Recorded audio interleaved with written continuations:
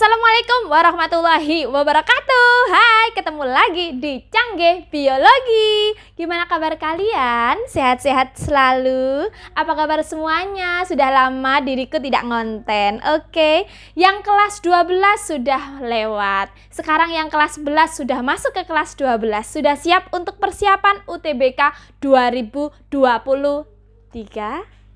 Nah, sekali ini Mbak Canggih bakalan bahas soal-soal UTBK yang kemarin bertebaran di tahun 2022. Apa aja Mbak materinya menyebar, jadi kita harus persiapkan dari awal. Ingat, jangan malas-malas karena teman-teman kalian yang lain pasti punya persiapan lebih. Mbak, materi apa yang bakalan kita bahas? Kita lihat, check it out. Yang pertama, kita akan bahas tentang materi siklus sel. Masih ingat berhubungan dengan reproduksi sel? Jadi nanti kita akan bahas tentang reproduksi sel. Apa aja Mbak? Coba lihat di soal berikut ini. Dalam suatu siklus sel, materi genetik mengalami duplikasi yang menyebabkan setiap kromosom menjadi dua struktur kromatid bersaudara yang identik dan terikat dengan sentromer terjadi pada fase apakah? Apakah fase S, fase G1, fase G2, fase mitotik, ataukah fase sitokinesis? Paham? Mbak, materi apakah itu? Itu adalah materi reproduksi sel alias pembelahan sel. Biasanya dibahas saat kalian kelas 2 atau pada saat kalian kelas 3 semester awal. Dek, yang namanya reproduksi sel, Mbak Canggih flashback sebentar nih. Yang namanya reproduksi sel. Sel itu mengalami reproduksi, nggak mau kalah dengan kita. Bedanya reproduksi sel itu dilakukan dengan cara pembelahan. Beda dengan kita. Kalau kita butuh dua jenis kelamin yang berbeda. Reproduksi secara generatif. Tapi kalau pada sel, mereka melakukan yang namanya pembelahan sel. Pembelahan sel, ingat-ingat ada dua proses, ada dua macam. Yang pertama, pembelahan sel secara tahapan-tahapan alias fase mitotik. Sedangkan yang kedua, ada yang tanpa pakai pembelahan-pembelahan, jadi langsung ekspres. Namanya adalah pembelahan amitotik. Mitotik, ada kata-kata A-nya, berarti A itu tidak mengalami fase-fase mitotik. Sedangkan pembelahan mitotik itu adalah pembelahan yang biasanya kita lakukan, sel-sel kita lakukan karena melalui beberapa tahapan. Terkenal dengan istilah yang namanya PAKMAT. Apa itu Mbak PAKMAT? P-M-A-T.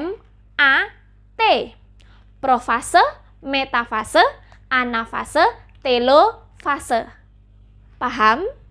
Jadi kita tulis dulu. Jadi reproduksi sel ini ada yang pakai tahapan-tahapan, ada yang tidak. Yang tidak mengalami tahapan-tahapan terkenal dengan istilah yang namanya amitosis. Amitotik boleh. Sedangkan yang mengalami pembelahan terkenal dengan istilah yang namanya mitotik. Mitotik ini nanti ada mitosis, ada meiosis. Nah nih, ada mitosis, ada meiosis. Nih, Mbak, bedanya mitosis sama meiosis apa? Kalau mitosis ini terjadi pada sel-sel tubuh kita. Tapi kalau meiosis terjadi pada saat pembentukan sel gamet. Jadi ingat-ingat pada saat pembentukan sel gamet. Dek, coba kita lihat nih. Fase Mbak, apa sajakah yang terjadi pada saat fase mitotik alias fase pembelahan? Pada saat fase pembelahan itu nanti ada beberapa tahapan-tahapan lagi, bro. Apa aja Mbak? Ada fase persiapan, ada fase pembelahannya. Nah, dari dua tahapan ini, ada dua siklus ini, ada dalam satu siklus ya, ada dua tahapan ini. Tahapan yang paling lama itu adalah fase persiapan atau terkenal dengan istilah yang namanya interfase. Jadi ingat-ingat, interfase. Mbak, apa aja itu Mbak fase interfase? Nih, jadi pada saat fase mitotik ini nanti ada dua tahapan. Tahapan pertama adalah tahapan persiapan yang membutuhkan waktu yang sangat lama. Ingat, orang yang mau nikah pun nggak mungkin, meneh rabi yuk, Menikah? Enggak, pasti ada persiapannya. Nikahnya cukup sehari, tapi persiapannya lama. Nyari uang, ya kan? Nah, daftar-daftar. Berarti kan paling enggak perlu waktu yang lama. Jadi di sini fase mitotik ada 2 tahapan. Ada tahapan persiapan, terkenal dengan istilah yang namanya interfase. Yang kedua adalah tahapan pembelahannya. Nah, pada tahapan pembelahannya. Pembelahannya. Nih, apa aja Mbak fase interfase itu, fase persiapan itu ngapain aja? Pada saat fase persiapan ini, sel-sel akan mempersiapkan diri untuk melakukan pembelahan. Di sini nanti pada fase interfase nanti terbagi jadi 3 tahapan. Ada istilah yang namanya G1, ada istilah yang namanya S, ada istilah yang namanya G2. Hati-hati, ada G1, S, dan G2. Ngobrol-ngobrol, apa itu Mbak G1?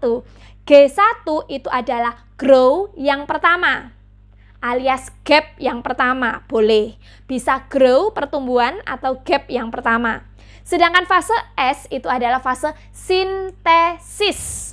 Tapi hati-hati, bukan sintesis protein bro, tapi sintesis DNA. Beres? Dan yang terakhir itu adalah fase G2.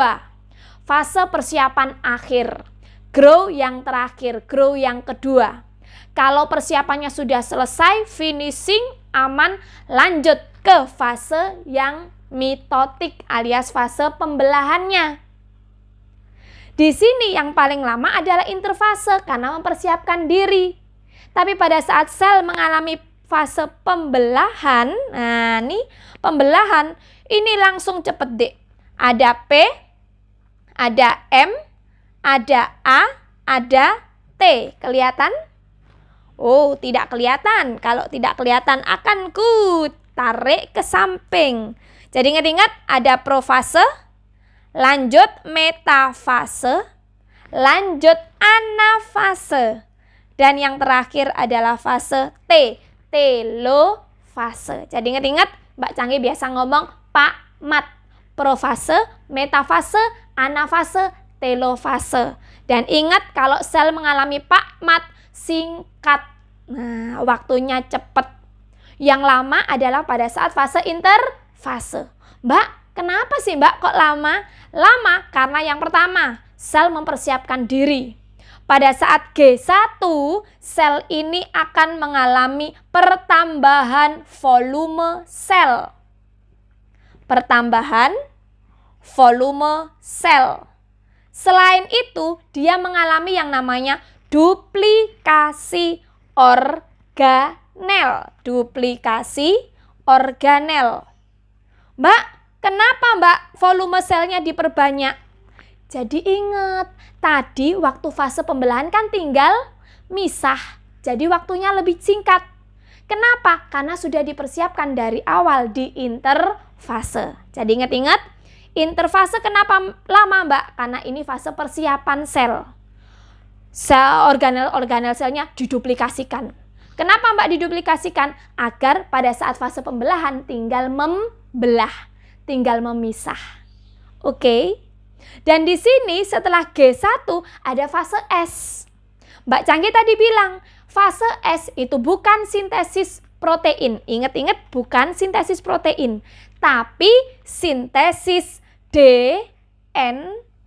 Ingat-ingat, sintesis apa, Dek? Sintesis DNA.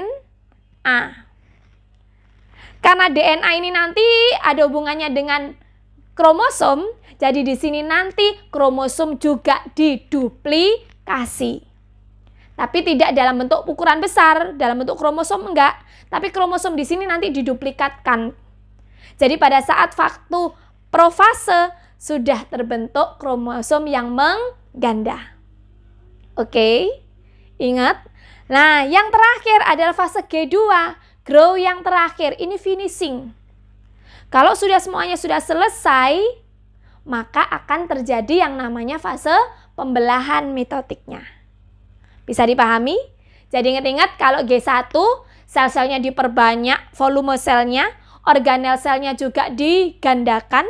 Fase S itu adalah sintesis DNA, sekalian kromosomnya diduplikasikan. Sedangkan fase G2 ini fase finishing. Kalau selnya tersebut sudah siap, maka akan dilanjutkan ke fase pembelahan. Mbak, fase pembelahan itu apa? Fase pembelahan, fase mitotik. Ada profase, ada metafase, ada anafase, ada telofase. Mbak, boleh dibolak-balik? Oh, tentu tidak. Ngertos? Kita kembali ke soal. Di soal ditanyakan, dalam siklus sel, materi genetik mengalami duplikasi yang menyebabkan setiap kromosom. Hati-hati. Yang ditanyakan duplikasi setiap kromosom menjadi 2 struktur kromatid bersaudara. Bukan duplikasi organel. Kalau duplikasi kromosom berarti di mana tadi, Dek? Yes, duplikasi kromosom berhubungan dengan duplikasi DNA. Terjadi pada saat fase S. S itu apa? Yes, fase S adalah fase sintesis. Oke, bisa dipahami? Jadi jawaban untuk soal kita kali ini, jawabannya adalah yes, fase S dengan option A. Beres? Ada yang ditanyakan? Bagaimana? Sudah puas dengan pembahasan tadi? Tunggu pembahasan Mbak Cangge berikutnya. Mbak Cangge bakalan bahas soal-soal UTBK. Bagi kalian yang penasaran, mau tanya-tanya, monggo silakan kolom komentarnya. Oke? Jangan lupa like, komen, dan jangan lupa subscribe ya bro, channel Cangge Biologi. Sampai di sini, kita ketemu di lain kesempatan. Wassalamualaikum warahmatullahi wabarakatuh. Bye-bye.